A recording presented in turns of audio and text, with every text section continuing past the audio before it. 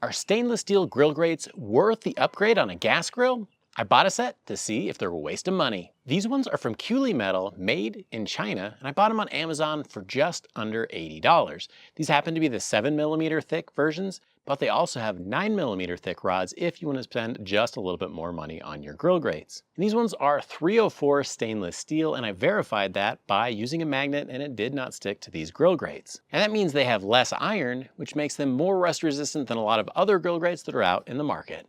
Now let me show you an example. This is a slow and sear, and I've left it outside purposely for many months. There's just a little bit of surface corrosion on it, but no major rust spots to be seen, even though I've used it a ton, and it has some leaves stuck in it. And that's because this is stainless steel versus this one, which is regular steel. And as you can see, it's been out about the same amount of time. It has a lot of surface rust going on it because this has a lot of iron in it. This isn't gonna last as long if your grill grates are made out of stuff like this, instead of stainless steel like these grill grates. And having stainless steel grill grates that aren't just chrome plated, they're stainless steel all the way through, are gonna make them last a lot longer versus the cast iron grates. In fact, that's what ruined the grill grates on my Weber Genesis, but Weber was super cool about it. I'd had it for 5 years, the minute it was still under warranty, and they sent me a new set I've been using for the last couple of years. Now longevity is great, but what's more important is to see how the food actually cooks on these grill grates. So I grilled up some burgers, chicken, fish, and steak to see how it would perform.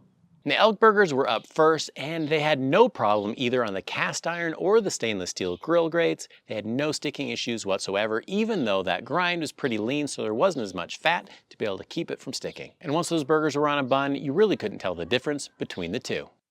And chicken thighs are another really good test, not because of the way that they cook, but because of the mess that they make when you cook them. It's a really long cook, like an hour or so, and you have a lot of that grease dripping in there. You get a lot of burnt on things with the seasonings and everything else in the inside of the grill. And sometimes it can be a little bit of a pain to remove that once you're done cooking. And cleaning is where stainless steel grill grates really stand above the cast iron counterparts.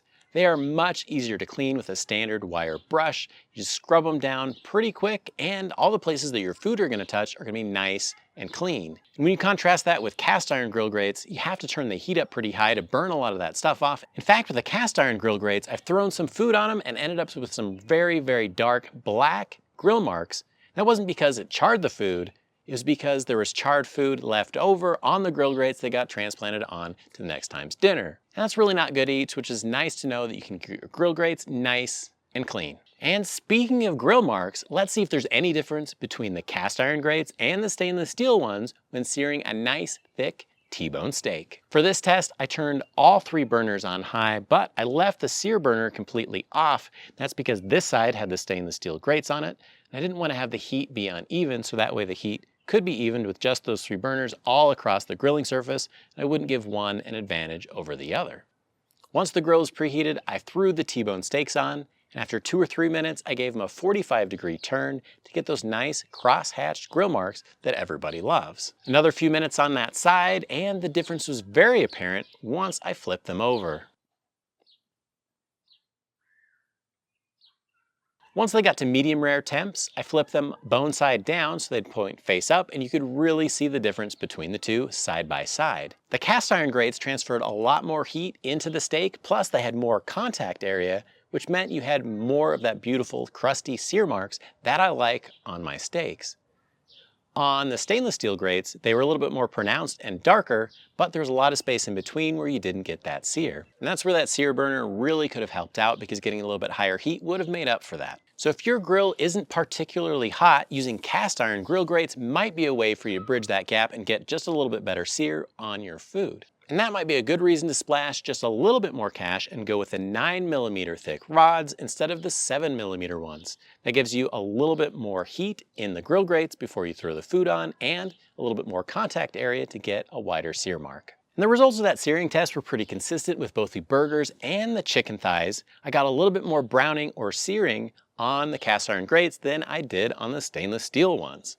And a lot of people tout that one of the biggest benefits of stainless steel grill grates are that they are more non-stick than their cast iron counterparts. So I wanted to test that with some skin-on salmon that I put on the grill. Now for each of these, I made sure that there was a little bit of oil on the skin side, and I put some oil on the grill grates before I got started as a little bit extra insurance. That said, neither the stainless nor the cast iron grill grates had any issues with sticking with the fish. That just goes to show that good technique can overcome a lot of obstacles or drawbacks with your hardware.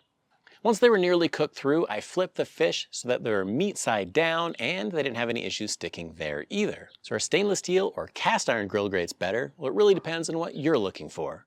Stainless steel is going to be easier to clean and last a lot longer, but if you're looking for the absolute best sear on your steak and your meat, then cast iron clearly wins that crown. But if you're like most people, the best and cheapest upgrade to your gas grill is going to be to clean it, and I have this step-by-step guide that you can watch in order to help maintain it and help it last a really long time.